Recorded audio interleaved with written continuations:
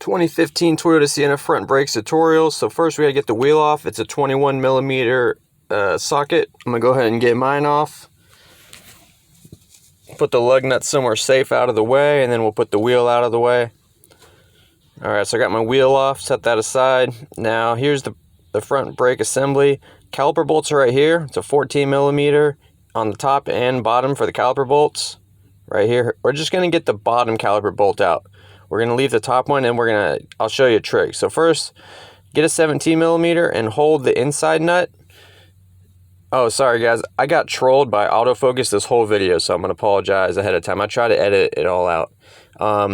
You could hold the inner nut with a 17mm and then break the caliper bolt loose with a 14mm. Sometimes you could just break it loose without holding the inside nut, but we're gonna get this 14mm bolt off and set it aside. Now you can slide your caliper upwards. You're gonna have to wiggle it loose, slide it upwards, and then just push it straight back out of the pin boot.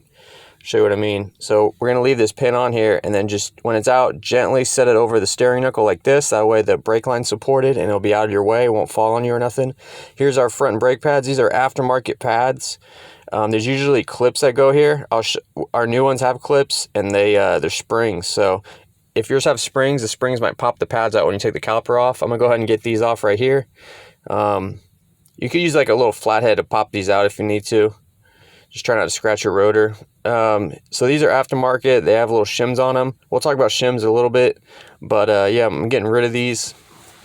And the other ones, they're just noisy. They're pulsating. So I think these are just lower quality aftermarket pads. So if you're just doing a pad slap and not doing your rotor, you could skip this part, but I'm gonna take the caliper bracket off because I'm doing the rotors as well.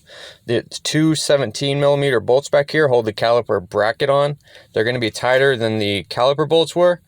So I'm going to go ahead and bust these loose and get these out right there. And then I'm going to get the other one off. Now when you're getting this loose, you know, it's going to want to fall off when you get the second bolt loose. So just hold on to it with one hand. Obviously I have a hand on my camera, so I'm kind of trying to do both. Remove the bracket, keep the bolts, put them to the side, put this right here for now. We're going to clean that and lube it in a little bit.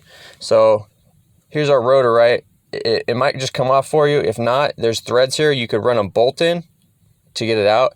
Now you could steal the bolt right here from the brake hose that goes right here. You could just pop this 12mm bolt out and then use it to run down into the threads, and it'll push the rotor off the hub. That's one way you can get the rotor off the hub if it's being stubborn. Basically, you just kind of gently screw it in. You might have to work both sides if it's really rusty if you're on the East Coast. And those should just pop the rotor off the hub. Now, another way to do it is put a lug nut on the stud, and then you could hit it from the back with a hammer. So like right here, just put this right here and then hit the back of the rotor. If you're saving the rotor to machine it, you want to use a rubber mallet. If you're just getting rid of the rotor, you could use a metal hammer, because it doesn't really matter at that point if you're getting rid of it. But anyways, we got the rotor off. So we'll set this to the side and put this 12mm bolt back, and make sure you get the brake hose and that wire bracket lined up right. It should look like this. Just get it back in there. And careful not to mess up the threads on it when you're using it for the rotor. Alright, got my new rotor. This is a BRIGHTEST Select aftermarket rotor. Here's my part number. My OEM ones were on back order, so I just got these. I usually don't get aftermarket, but these will be fine. I usually clean them for any packaging glue or any kind of packaging stuff that's on here. Just spray them with brake cleaner, wipe them down. See, just a little bit of stuff on there, not much, but you know, I just want it to be clear. So put my rotor on. Now our bracket, take a little wire brush and clean the hardware, front and bottom. And then there's pins, the slide pins. What I do is I'll take them out. This is the bottom one. The bottom one has a little black grommet on it right there. That always goes on the bottom. I'll put a little bit of lube in each one of these holes. Not a ton, just literally like a dab, because if you put too much in there, the pin won't go down, and then you won't be able to get the caliper back on. So I got my bracket cleaned and lubed. I'm gonna go ahead and just tighten these caliper bracket bolts. Get those tight. Torque them to spec. I torqued them off camera just to save time. but got those tight. All right, now that my bracket's on, my rotor's on, it's time to get the pads. Now these are Toyota OEM pads. They come with SHIMS. The pads come with this little grease, and all you do is you put a little bit of grease right here, and then you will put the shim on. Now these shims there's two pieces to the shim. These ones came assembled already together, so it looks like it's just one shim, so that's nice. But usually they come in there's like 8 different shims, and you have to put them together, but these came assembled. So you just slide this on. I have a video all about Toyota brake pad shims you could check out. Just type in Guillermo Auto Toyota brake pad shims. It'll go into detail about these.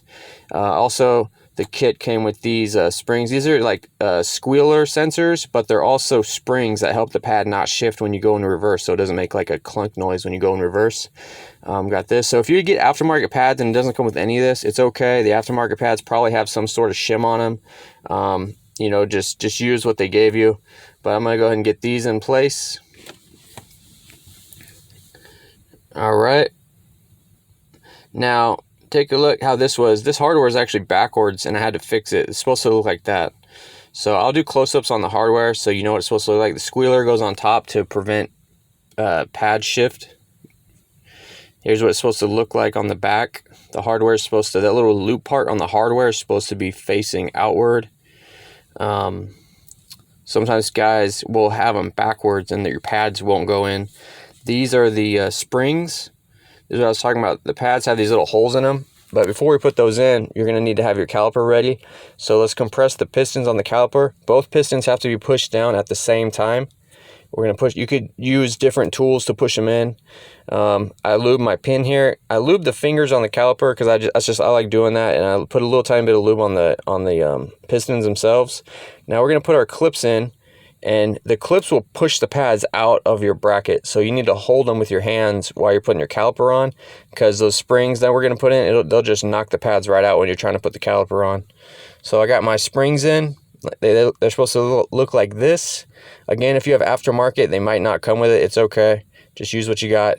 And then while I'm squeezing the pads together, I'm going to carefully lower the caliper down. The bottom pin might stick out a little bit. You might have to kind of like just move a couple things to get the caliper to fall straight down.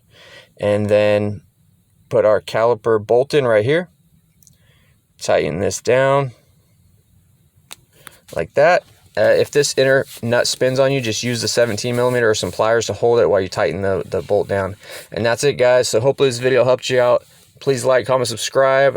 Any additional information in the comments is appreciated. I'll see you next video.